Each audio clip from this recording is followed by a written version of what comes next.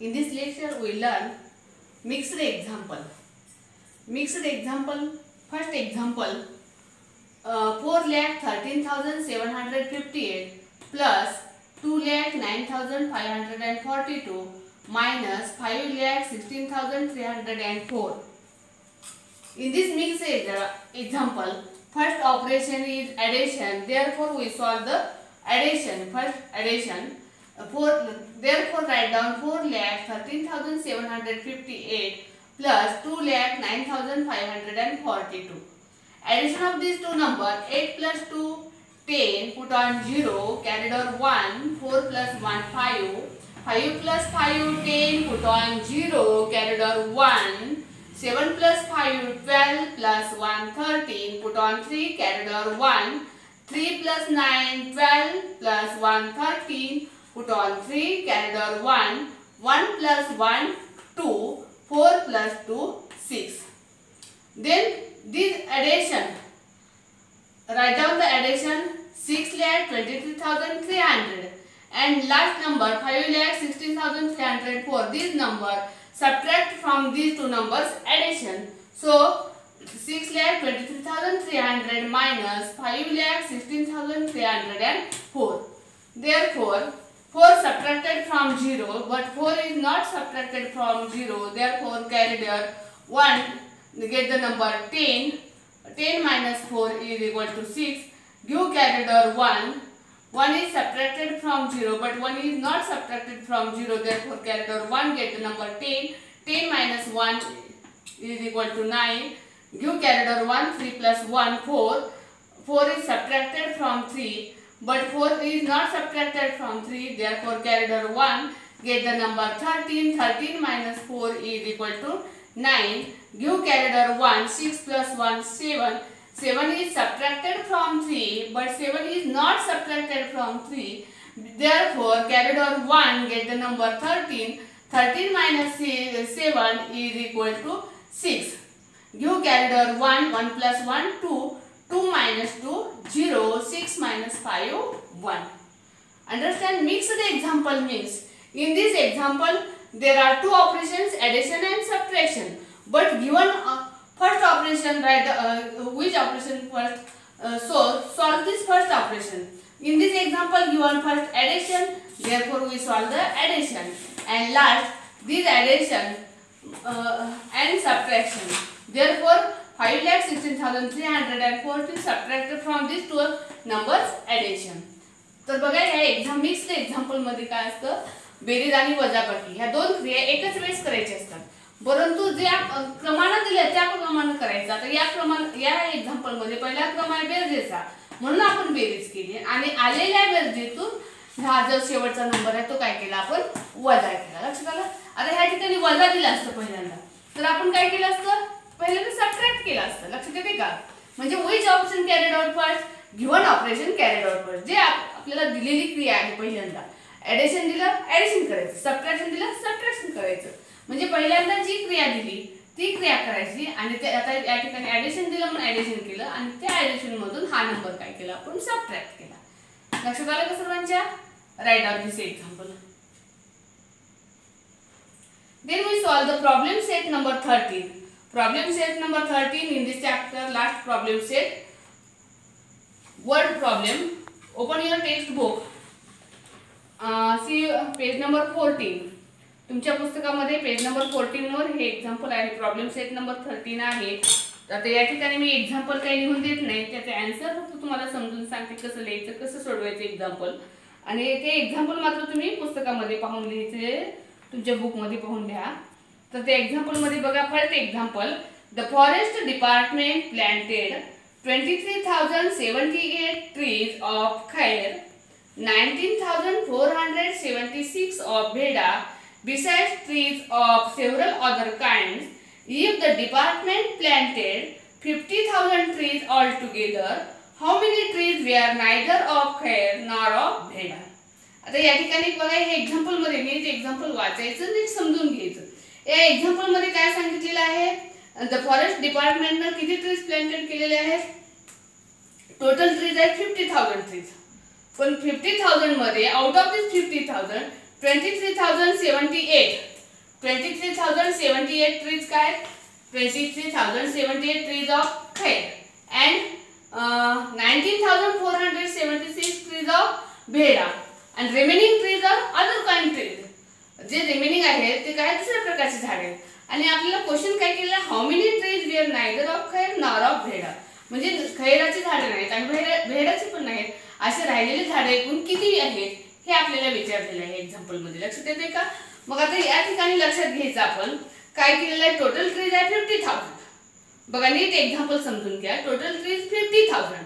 Out of this 50,000 23,078 trees of खैर 19,476 of भेडा आणि others trees are trees of neither खैर nor of भेडा.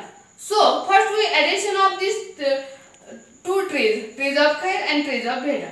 या दोन्हीची काय करायला लागेल आपल्याला पहिल्यांदा ॲडिशन करावं लागेल आणि ते आलेले ॲडिशन आपण काय करणार आहोत 50,000 मधून सबट्रॅक्ट जर केले आपण तर आपल्याला आन्सर काय मिळणार आहे ट्रीज नायदर ऑफ खैर नॉर ऑफ भेडा म्हणजे खैर आणि भेडा नसलेल्या ट्रीज आपल्याला मिळणार आहे. So we will solve this example. First write down 23,078 trees of खैर plus 19,476 trees of भेडा. Therefore, addition of these two numbers 42,554. Addition काय आलं 42,554. बघा 8 plus 6 14. Put on 4 carried on 1.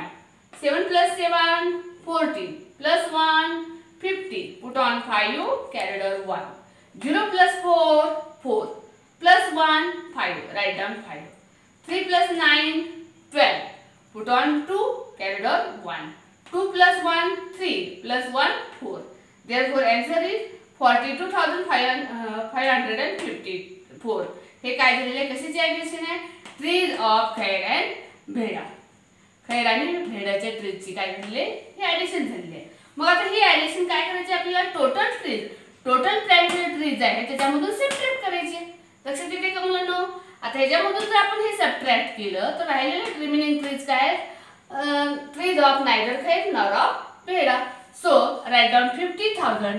ह्याच्या पुढे लिहिता आलं तर लिहायचं नाही तर डायरेक्ट कॅल्क्युलेशन केलं तरी चालतं. परंतु आपल्या गणितामध्ये आहे इथे दिलेलं 50,000 काय टोटल प्लॅन्टेड ट्रीज म्हणून पुढे लिहायचं total प्लॅन्टेड trees minus 42,554 trees of खैर अँड भेडा.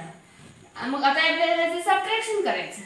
मग सबट्रॅक्शन केल्यानंतर काय घ्यायचं आन्सर बघा 4 0 मधून 4 सबट्रॅक्ट करायचे पण 0 तून 4 सबट्रॅक्ट होत नाही मग आपण काय करतो इकडून 10 प्लेस आता हे युनिट प्लेस आहे हे 10 प्लेस मधून 1 कॅरिडॉर घेतो. मग 1 कॅरिडॉर घेतल्यानंतर काय झालं 10 प्लेस मधून घेतलं म्हणजे 10 झालं. मग 10 मध्ये हे 0 मिसळलं 10 झालं.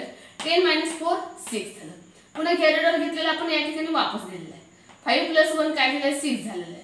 पुन्हा इकडून आपण काय केलं 100 प्लेस मधून 1 कॅरिडॉर घेतलं.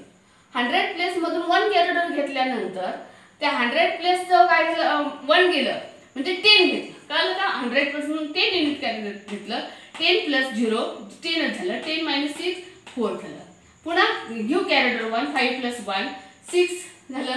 6 is not subtracted from 0 therefore take carrier 1 get the number 10. 10 - 6 is equal to 4. Give carrier 1 2 + 1 3. 3 is not subtracted from 0 therefore carrier 1 get the number 10. 10 - 3 is equal to 7. Give carrier 1 4 + 1 5. 5 - 5 0. Therefore answer is 7,446. हे काय other kinds of trees म्हणजे trees of neither खैर nor of भेडा. खैर आणि भेडा सोडून राहिलेले झाडांची संख्या एवढी निघाली आहे. मग आता देअरफॉर आपल्याला लिहिणं गरजेचं आहे. वर्ड प्रॉब्लेम म्हटलं की खाली देअरफॉर लिहायचं. Therefore 7,446 trees were neither of खैर नॉर ऑफ भेडा. Understand. Write down this example. समजलं असेल तर लिहा हे example. Next example. Example number 2. A city has a population of 37,04,926. If this includes 11,24,069 men and 10,96,478 women. What is the number of children in the city? आता हे example मध्ये आपल्याला काय सांगितलेलं बघा, काय काय दिलेलं आहे. पॉप्युलेशन दिले. पॉप्युलेशन मीन्स लोकसंख्या. एका शहरातली लोकसंख्या दिलेली आहे. किती आहे लोकसंख्या? 37,04,926 आहे. आणि मग त्याच्यामध्ये काय मी सांगितलं, इन धिस इन्क्लूड, त्याच्यामध्ये 11,24,069 हे काय मेन आहेत म्हणजे पुरुष आहेत. अँड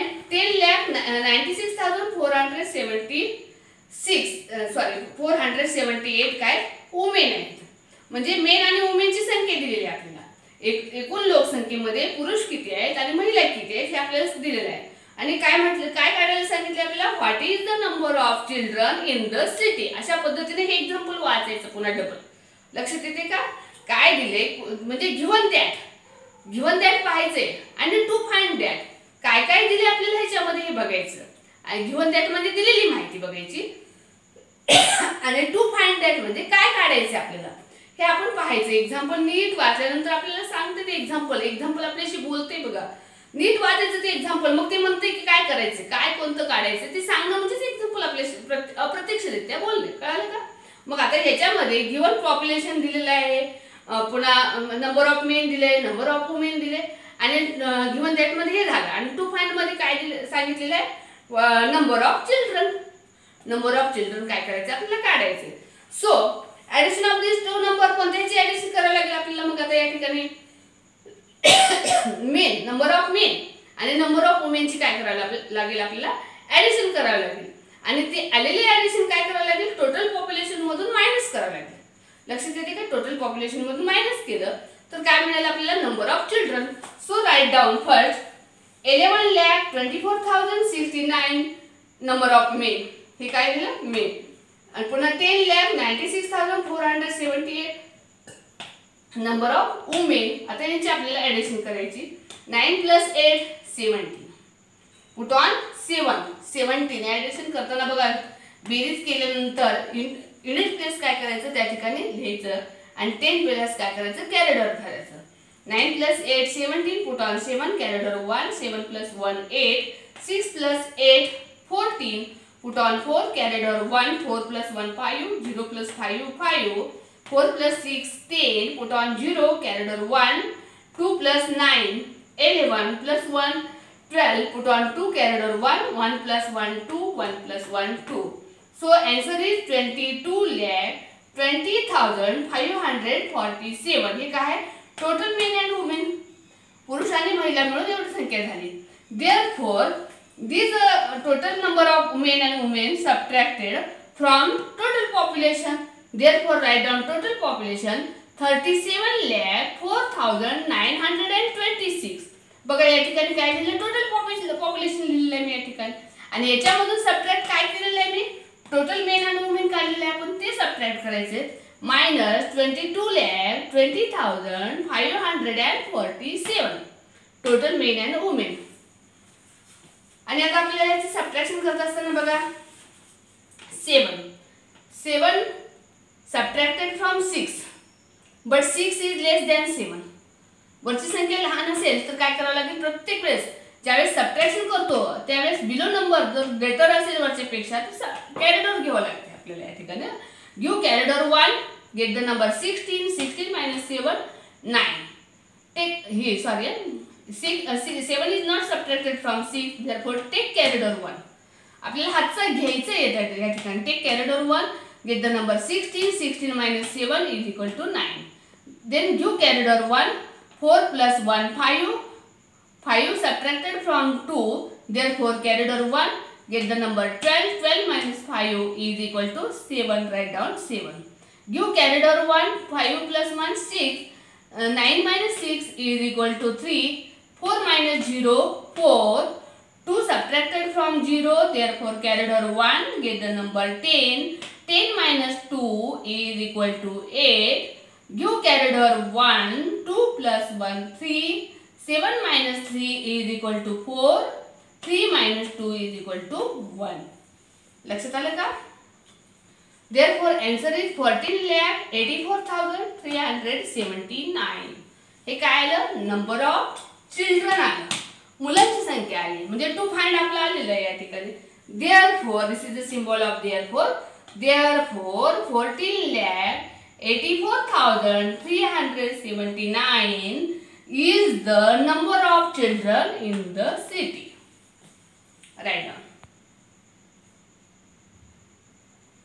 आता हे फर्स्ट आणि सेकंड एक्झाम्पल मी एक्सप्लेनेशन करून म्हणजे सॉल्व करून दिलेलं आहे तुम्हाला.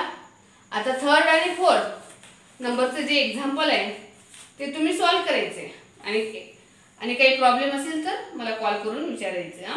नंबर 3 नंबर 4 खूप सोपं आहे. अगदी याच पद्धतीने सोडवायचे ते एक्झाम्पल. नीट वाचायचे फक्त.